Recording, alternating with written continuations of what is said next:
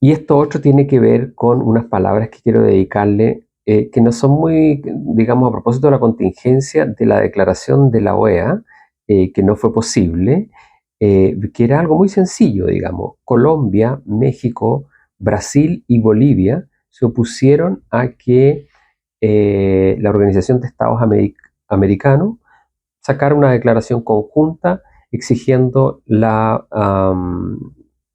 presentación de los resultados de las actas de las elecciones en Venezuela. Eh, Todos los países, digamos, se llenan la boca, los estados, de nuevo, no los países, los estados, los gobiernos hacen gárgaras con la democracia, ¿cierto? Y aquí lo que tenemos es un proceso eleccionario que al parecer fue fraudulento. Y fue al parecer fraudulento por la sencilla razón de que los veedores de oposición y de países extranjeros que quisieron ir a observar las elecciones, se les impidió. Se bloquearon los accesos de los aeropuertos, se los retornó y a la propia gente venezolana de oposición se les impidió acceder y tener registros de lo que estaba ocurriendo en los sitios de votación.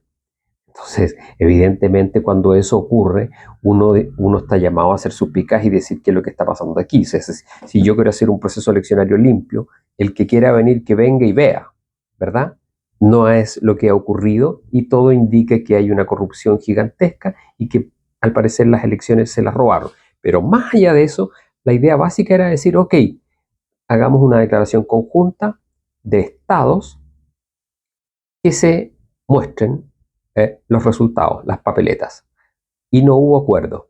Y no hubo acuerdo en estos 4 países que acabo de nombrar: Bolivia, México, Brasil y Colombia. Y lastimosamente me voy a salir un poco de lo inmediato y del contexto de la Guerra Fría y voy a decir que en definitiva lo que une a estos 4 países, desgraciadamente, lastimosamente, es una tradición jurídica que es heredera de las coronas de España y Portugal. Voy a ir por los más grandes primero, porque en verdad los pequeños no han hecho más que replicar lo que ha ocurrido en los grandes países que son México y Brasil. Portugal, que fundó y se estableció en Brasil, fue el primer país que trajo los negros esclavos de África a América. Comercializó con la dignidad de las personas y practicó la esclavitud hasta que ya no pudo más.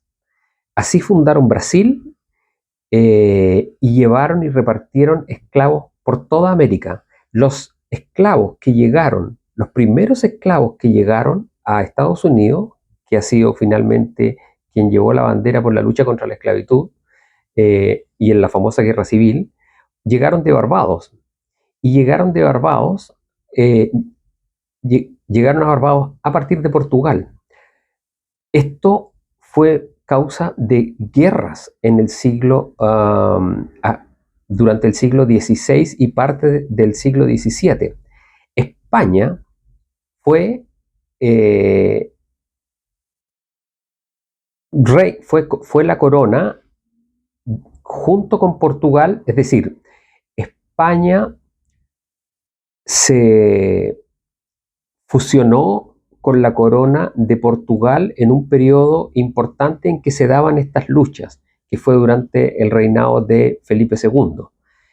De modo que estas prácticas de esclavitud, de servidumbre de los indios que habían en América, del tráfico de esclavos de África a América, fue propia de la cultura de Portugal y de España, pero principalmente de Portugal. Y Francia siguió los mismos pasos, porque Francia tiene una historia doble, y la presencia de Francia en México también fue muy importante. No olvidemos el papel ahí que jugaron los franceses con Napoleón III, si no me equivoco, que que intentaron llevar ahí su esquema de gobierno. Entonces, Francia tiene dos historias. La Francia revolucionaria, ¿cierto? Con el derecho natural y los derechos del hombre, que es la que nosotros conocemos, pero también está toda la historia mucho más larga de la Francia monárquica, de la Francia absolutista, con su código jurídico respectivo. Y eso es lo que se implantó en México. Entonces, la cultura mexicana tiene una combinación terrible de esta herencia francesa, absolutista, ¿verdad? Clasista, absolutista, jerárquica, estructurada, piramidal, con el mismo tipo de cultura hispánica, que fue lo que se hizo en toda Latinoamérica hispánica, digamos, ¿ya? Y no es distinto de la cultura del Brasil heredada de Portugal. Entonces, lo que tenemos, en definitiva, son dos culturas jurídicas que al final influyen decisivamente en la práctica política para hacer que estos estados siempre miren con sospecha todo aquello que tenga que ver con un trato igualitario de su ciudadanía y bajo la excusa de, no olvidemos que Brasil estaba plagado de colonias jesuitas. Los jesuitas son, digamos, los que llevaron el estandarte de la propiedad en común, digamos, de la abolición de la propiedad privada. Son protocomunistas, digamos, de la abolición de la propiedad privada y en cambio la propiedad en común. Las famosas misiones que se llamaron. Brasil está repleto de esa tradición. Tiene, por una parte, la tradición de la esclavitud portuguesa y por otro lado, la tradición de la servidumbre de las misiones jesuitas. Ahí está. Eso es la cultura de Brasil.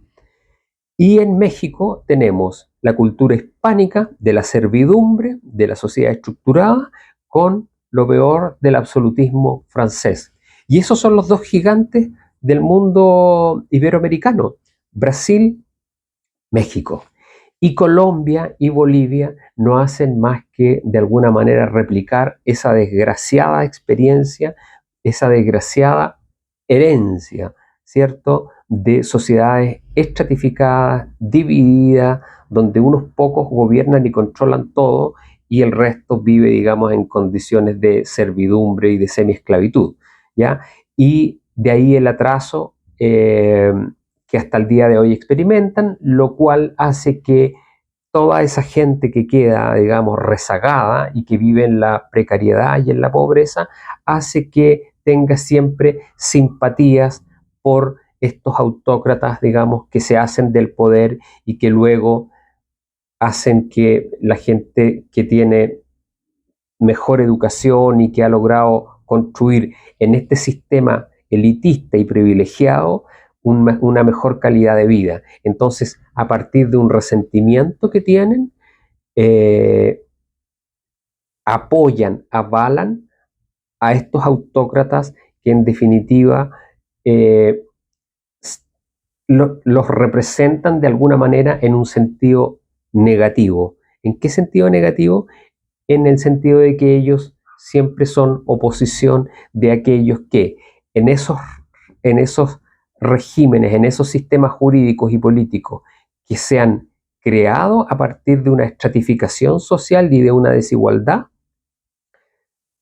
gente igualmente logra tener éxito en esos sistemas que podríamos llamar injustos. Entonces, la gran parte de la población que queda excluida tiene resentimiento respecto de esos pequeños grupos que siempre son minoría, que finalmente igual logran tener, digamos, éxito o les va mejor, y por lo tanto eso es lo que explica lo que también ocurre en un sentido largo, lo que ocurre con los bolivianos y lo que ocurre con los colombianos. Pero el problema más grande y preocupante es finalmente lo que ocurre en el caso de México y lo que ocurre en el caso de Brasil. México ni hablar, porque hay los señores de la guerra, que son estos verdaderos señores, digamos, de la droga y del crimen han hecho fiesta, digamos, ¿verdad? Entonces tenemos un Estado corrupto y estos señores, digamos, que aprovechan ese Estado corrupto para hacer su riqueza y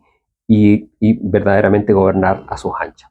Eso con respecto a el comentario de por qué no se logra un consenso y también por qué América Latina sigue, digamos, rezagada en un estado de premodernidad donde por un lado la gente usa teléfonos celulares y vehículos, pero por el otro lado gran parte de la población se halla excluida y no participa ni de la buena educación, aunque sea gratuita, ni de una concepción moderna acerca de cómo se tiene que constituir el Estado, más allá de que sea un Estado centralizado, que es lo que nosotros entendemos en Latinoamérica por Estado moderno, digamos, un Estado centralizado.